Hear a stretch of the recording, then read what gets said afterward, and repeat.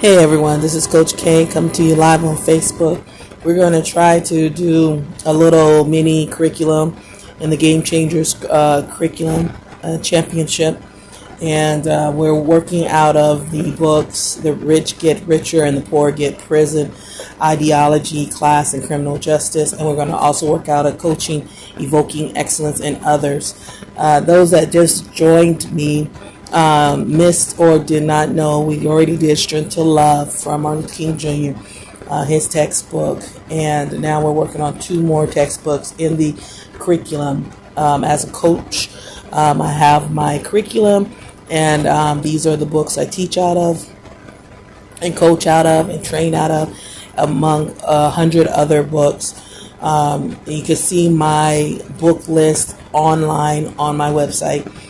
For those that do not know, just click on my website, Mia Tips Corp, and I'll send you there. So I am, I guess, advertising or marketing strategy is just to get the word out that I exist. I have sessions, and then the goal is building nations as a team, as leaders, and restorative justice, get the Afro diaspora out of their Holocaust, and hopefully into equality systems, and then restore, repair, and heal, because the damage is done and the repairs needed, and the renewals are needed. So let's get back to work. We're in the trenches, so I've got to keep pushing forward until we get some manifestations, because apparently these manifestations are not coming to pass. So we got to keep on producing until they happen, right? So we're going to start out with the first chapter in the Rich Get Richer and the Poor Gets Prison. And then we're going to work in, I'm so sorry, Evoking Excellence. I'm doing so much. I'm trying to push myself to get this stuff done. So for the Rich to Get Rich, I like to read the introductions and the preface and all that. So I'm going to go ahead and do that for this book as well, because I don't like leaving out anything. These books, people put their time to construct it. So I want to make sure I read everything they have to say. So everything's effed up and nobody goes to jail, notes Rolling Stone columnist Matt Taibbi in March 3, 2011. Piece aptly titled, "Why Isn't Wall Street in Jail? Financial crooks brought down the world's economy, but the feds are doing more to protect them than to prosecute them." That sentiment is apparently widely shared, and what started as a New York protest to occupy Wall Street turned into a global Occupy Wall Street protest movement. But while peaceful protesters are being arrested for disorderly conduct, those who created serious disorder in the world economy keep getting bonuses and go about business as usual. For almost 35 years now, the rich get richer and the poor get prison has been raising the issues of economic inequality and asking, why aren't the tools of the criminal justice system being used to protect Americans from predatory business practices and to punish those well-off people who cause widespread harm? The answer offered by the rich get richer and the poor gets prison is that this precisely how our criminal justice system is designed to function. It aims its weapons against the poor while ignoring and treating gently the rich who prey upon their fellows. The Rich Get Richer invites readers to look at the American criminal justice system as if it were aimed not at protecting us against crime, but at keeping before our eyes, in our courts and in our prisons, in our newspapers and on our TVs, a large criminal population consisting primarily of poor people. This serves the interests of the rich and powerful by broadcasting the message that the real danger to most Americans comes from people below them on the economic ladder rather than above them. Looking at the criminal justice system this way makes more sense out of the criminal justice policy than accepting the idea that the system is really aiming at protecting our lives and limbs and possessions. All of this is summed up by saying that the rich get richer and the poor get prison. Supporting the thesis that the criminal justice system is aimed at maintaining a large visible population of poor criminals requires defending two main claims. First, that the system could reduce our high crime rates but fails to do so. And second, that the system is biased against the poor at every stage. The second claim means that for the same crimes, the poor are more likely than the well-off to get arrested, and if arrested, more likely to be charged, and if charged, more likely to be convicted, and if convicted, more likely to be sentenced to prison, and if sentenced to prison, more likely to receive a longer sentence. But it means even more. The bias against the poor starts earlier, at the point at which legislators decide what is to be a crime in the first place.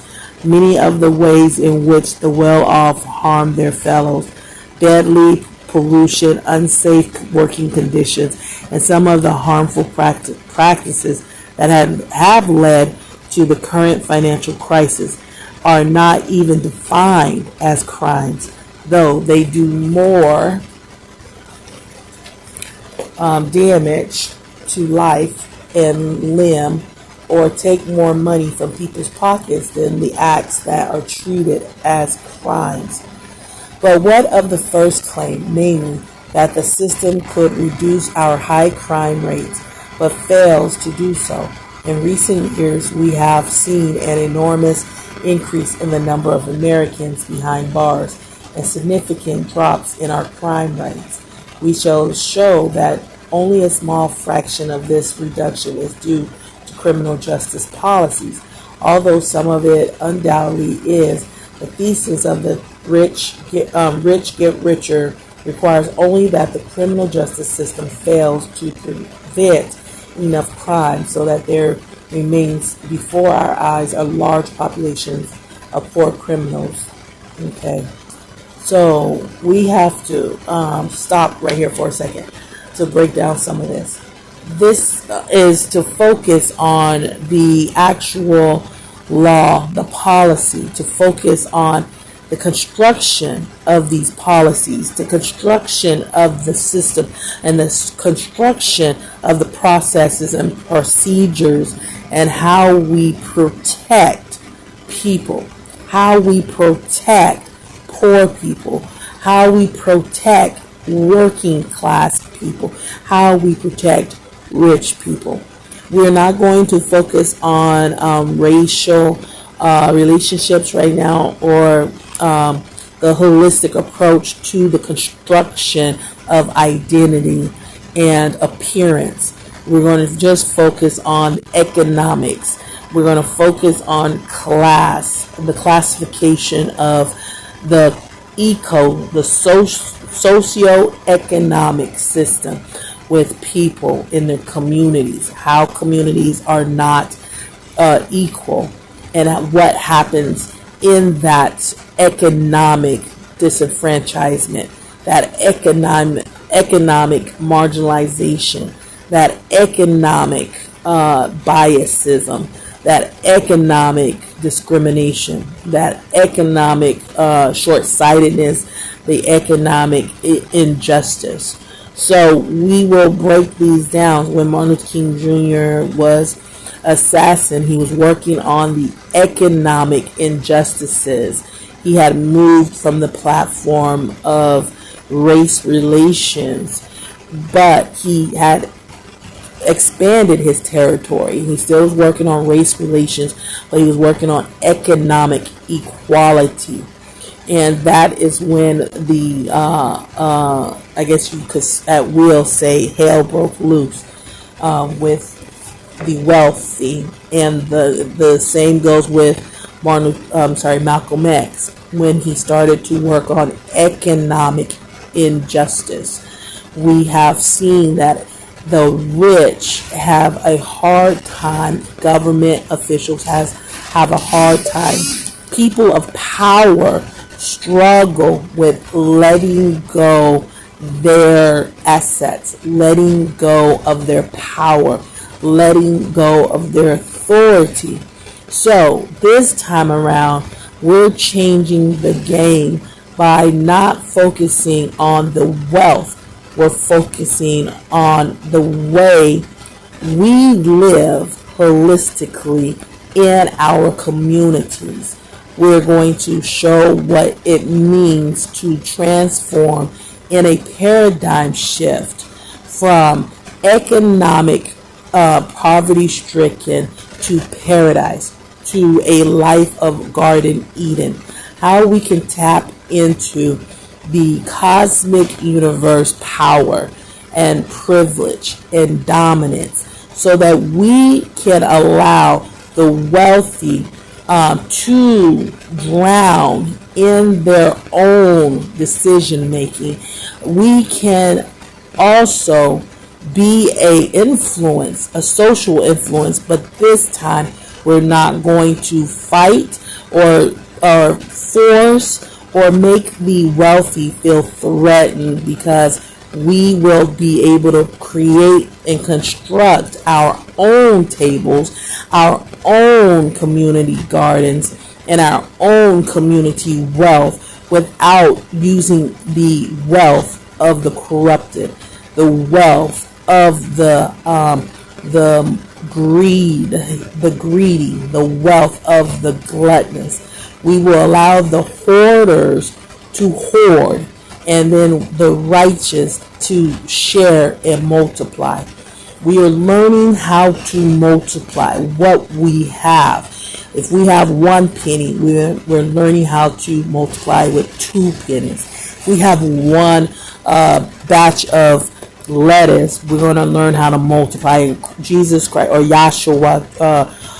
Joshua showed us this in his ministry when he took 2 fish and fed thousands of people. He learned this power of the Spirit. He did not need the gains or the profits or the wealth that was laid up for the corrupted, the exploitations of the corrupted. He did not need their plumages, their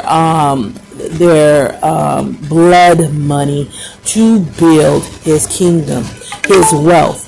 So we're going to use these same principles, but we're going to coach them off the stage of these curriculums. But on stage, we're going to build a framework. We're going to identify, we're going to examine.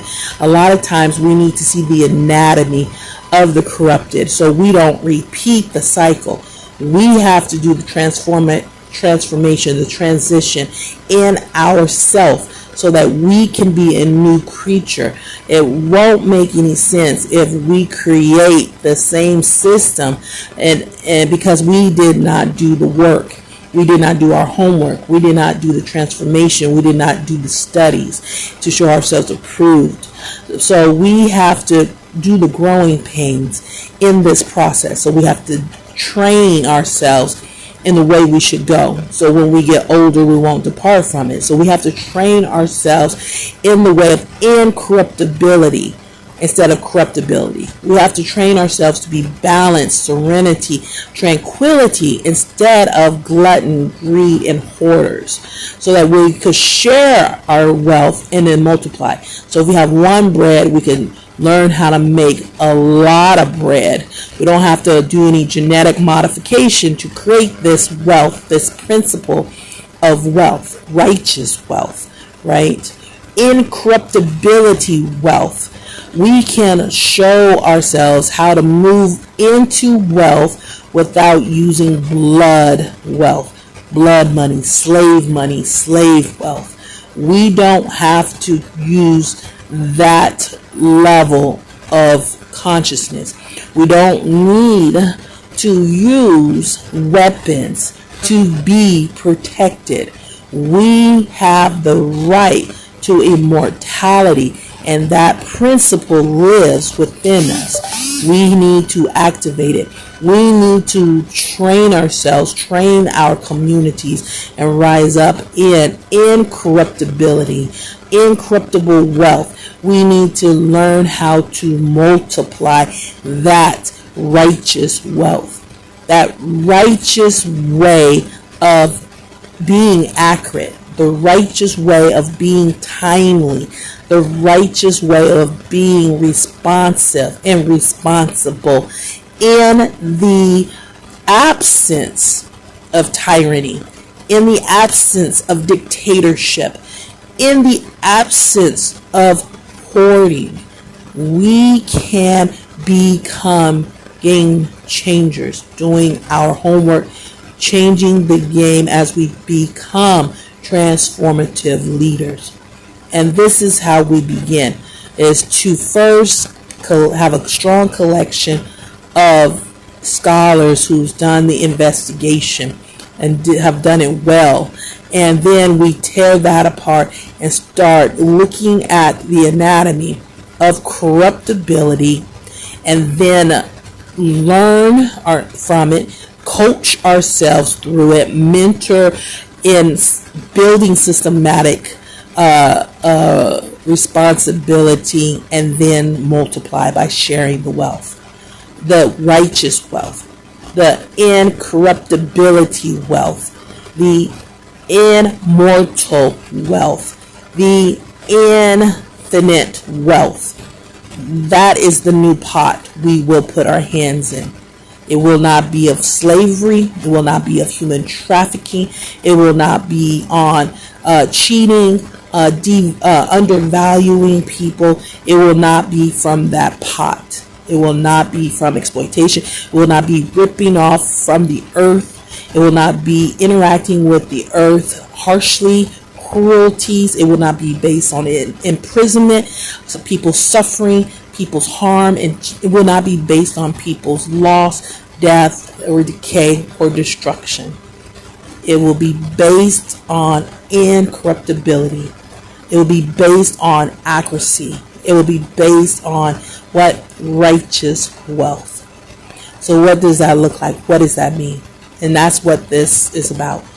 Getting the anatomy out and knowing what it is not. Learning that, what it is not, and making sure we don't go that direction.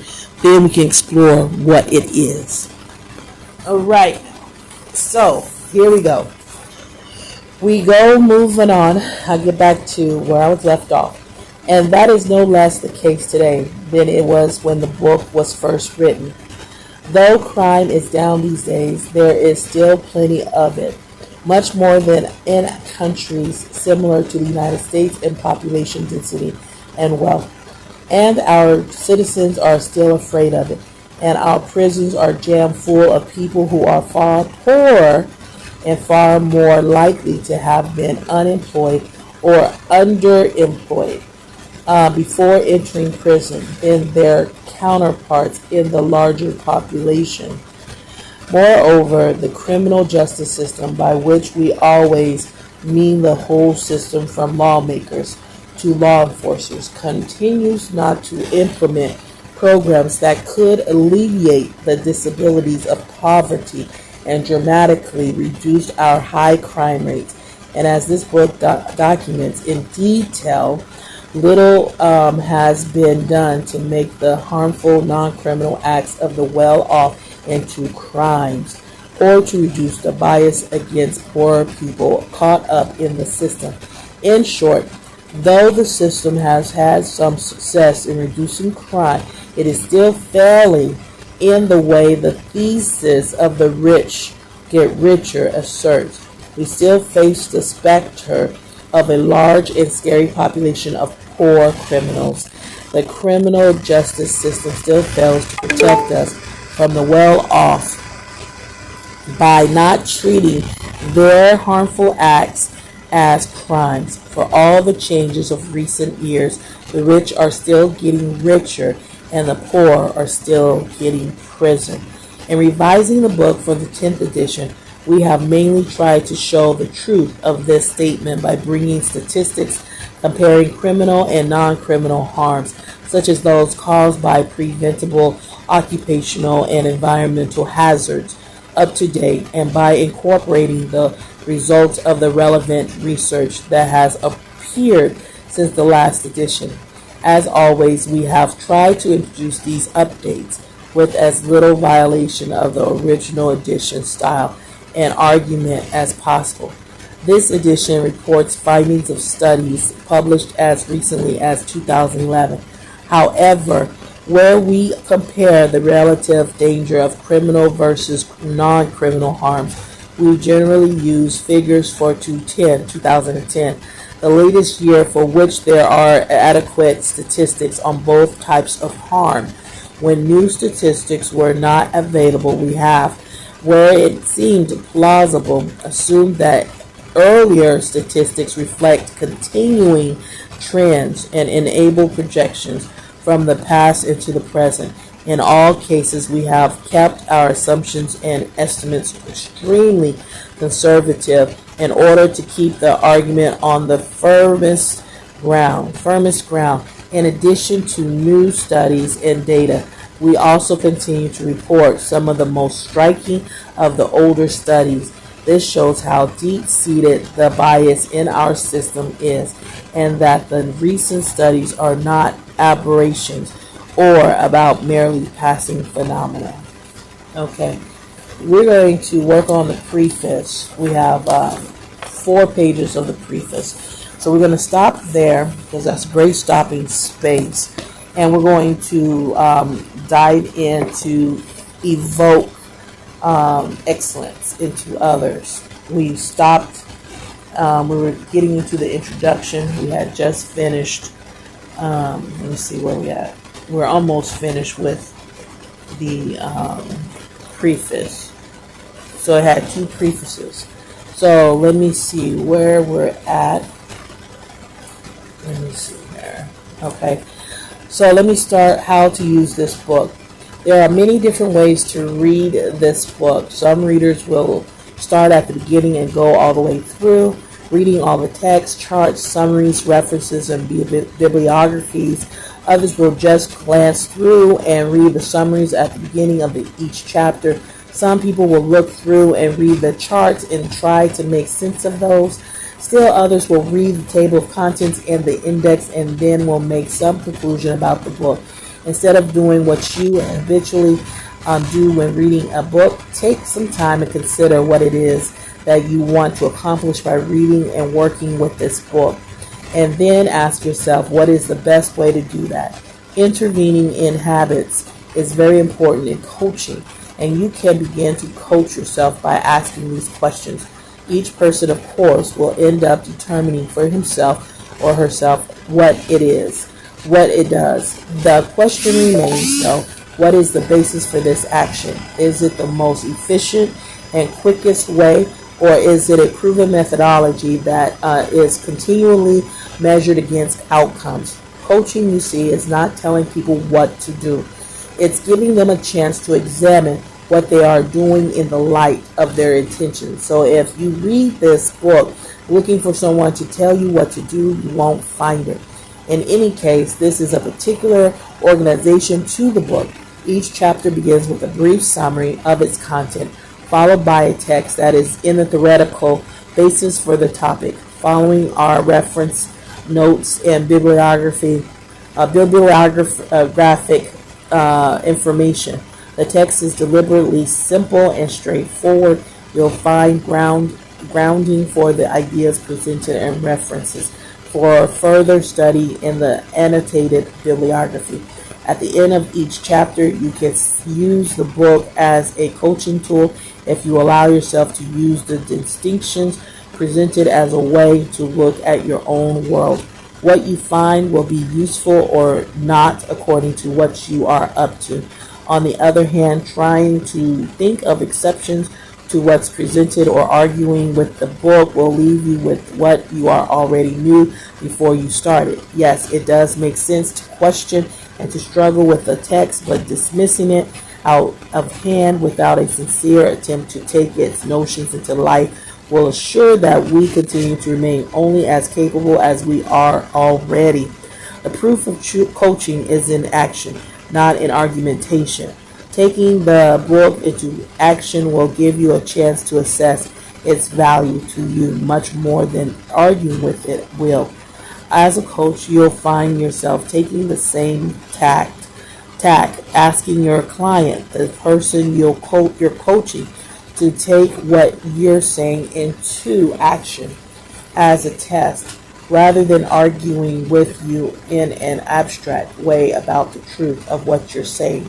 Naturally, this takes trust, and in real life, this must be in place before coaching starts. For you to get the most benefit out of this book as a reader, you have to give it the benefit of the doubt. Limits of the text. If you've looked through the table of contents, you've seen that this book takes on some formidable topics, subjects that have been the topic of philosophical, sociological, and psychological discussion for centuries. Naturally, the book is not meant to be the definitive word on any of these subjects, but it instead intends to be a spur to reveal to yourself your thoughts on the subjects. Actively reading the book will mean watching your reactions to the ideas presented, because it's in this reaction that you will see where you stand on the subject matter. In a sense, your understanding of life is like light that can only be seen when it is reflected off something else. This book can be such an object in which you can see your own thinking reflected if you are open and looking for it. Your particular problems or situations may not be explicitly addressed, but you can take the notions presented and apply them to yourself and your own life, resulting in a new awareness. This awareness can be chance to see in a new way what is happening, to form a new relationship with the situation, and to take new action. The book is not a cookbook that tells you what to combine in what preparations, how to cook it, and for how long. It is only when someone tosses away a cookbook that he or she can be truly a great chef. Similarly, we can never become very great coaches by following a step-by-step procedure that someone else gives us. Yes, it's true that beginners need structure and instruction, and those are included in the text, but they are meant to be only the preliminary steps that you take only to build your competence, and then throw away as you design your own steps. This is the way I coach as well, because you as a coach eventually have to create systems, create your own tailor fit, custom design to help people, because that's the way we live, is customization. We grew in generations where they have used traditions, where it's one fit all. But now we have a well-balanced opportunity to see the biodiversity in the world, to take upon ourselves diversity management, to not do it as a scale of least to greatest, but as a scale of equality mathematics. Like all is in one and one is in all, meaning we value every single person equally as well as individually. And this is the beginning of infinite mathematics for our socialization. When we socialize one another, we have been using finite mathematics, where there's been like the 1 through 100 and no one can count beyond 100 type of mathematics. Now we're trying to cross over into infinite mathematics, where we can work with bigger numbers. Same thing with socialization. When we're crossing over into infinite mathematics and equality mathematics, we're developing the sophistication and advancement to work with anatomy on an individual level as well as a group level and a corporate level. We are seeing the opportunities to work on dimensions. Some people talk about the 5th dimension, the 7th dimension, the 9th dimension, the 12th dimension. This is a similar approach to coaching.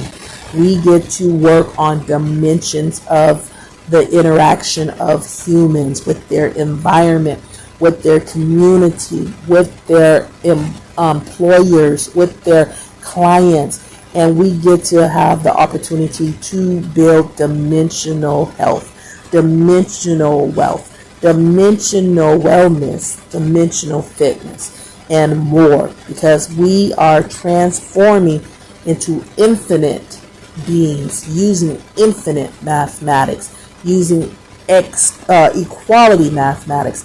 And now the finite world, the finite mathematics is just a basic element to life as we develop into greater maturity.